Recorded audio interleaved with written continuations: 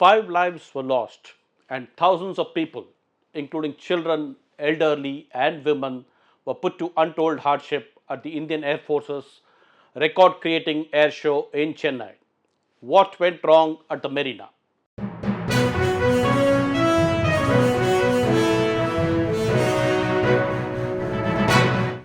Vanakkam. This is T. Suresh Kumar. Thank you for joining me in this episode of the Hindu Focus Tamil Nadu. October 6th, Sunday, would have been a day to rejoice. The Indian Air Force, ahead of its 92nd anniversary celebrations, had organized a spectacular air show on the seafront in Chennai. About 72 aircraft were skillfully flown by air warriors who held the Chennai crowd spellbound for close to 2 hours. An estimated 15 lakh people watched the spectacle in the sky. But once the show ended, it was mayhem on the ground. Many people felt dehydrated and fainted on the ground. Eventually, 5 precious lives were lost. As is the case in such human tragedies, the political blame game began soon after. The opposition accused the government of making poor arrangements for this show in which there was a record turnout. The government, of course, defended itself. It claimed that it had done its best, and that is why there was no stampede, unlike in the past where events of mass gathering have resulted in a stampede like situation. The Chief Minister M.K. Stalin responded one day later.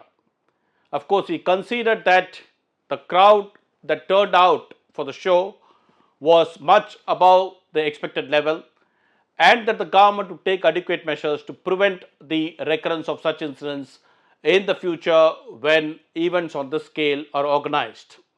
Politics aside, what really happened on the ground this past Sunday?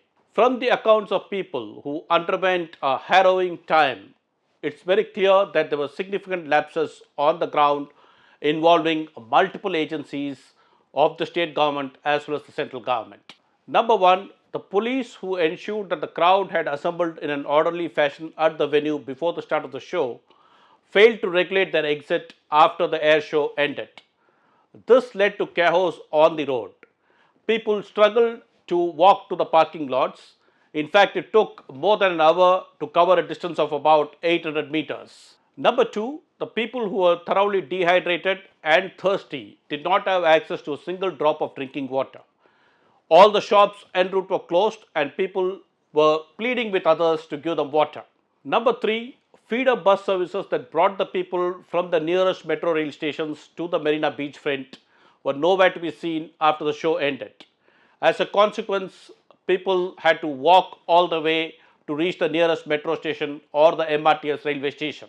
Number four, the metro rail station as well as the MRTS station were all overcrowded. People were struggling to breathe.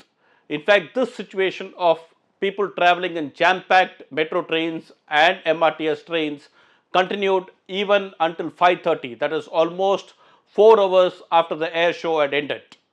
Number five, the mobile phone network had failed on the Marina stretch. As a result, people were struggling to make calls or digital transactions to buy a packet of biscuit or water, which was in any case very scarce. All these point to one thing: a clear failure to adhere to protocols involved during mass gatherings and heat wave conditions. 10 years ago, the NDMA, the National Disaster Management Authority, had released a guide for state governments and local authorities to be followed for managing crowd at events of mass gathering. This guide not only advised the authorities to regulate crowd inflow but also the crowd outflow when required. It also mandated that the authorities must take into account the timetable of the local transport corporations and other utility services.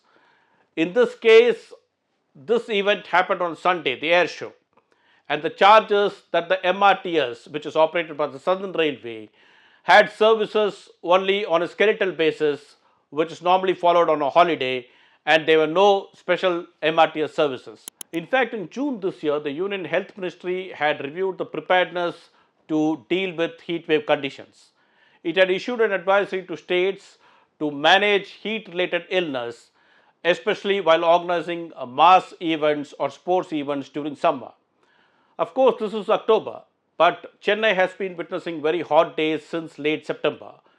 And one of the advisories of the Union Health Ministry was that outdoor events must be avoided between 12 noon to 3 p.m., which is considered as the hottest period of the day. However, the air show was conducted from 11 a.m. to 1 p.m. Even after the show ended, people were exposed to the hot sun for several hours. The ministry had advised creation of cooling areas and provision of drinking water facility. It wanted one drinking water outlet to be provided to every 500 people in such mass gathering events. It wanted shades and shelters to be installed. Besides, it called for creation of misting areas. All of these were missing at the air show because people struggled to get a drop of drinking water, as I mentioned earlier.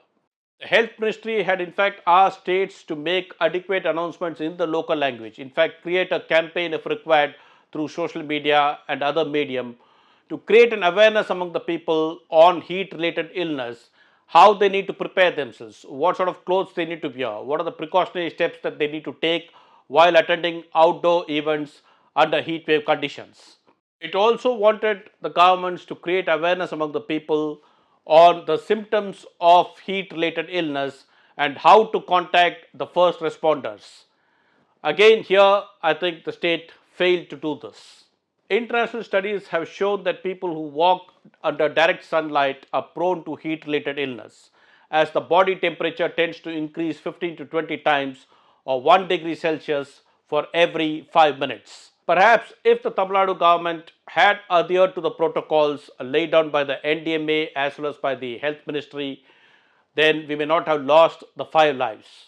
Let us hope that in future events the government takes cognizance of these protocols and acts accordingly. And perhaps it would not be a bad idea for the government also to appoint a one-man committee to study why people suffer from heat stroke after the air show, so that could become a lesson for the future. On that note, this is D. Suresh Kumar signing off. I shall meet you in another video. Thank you.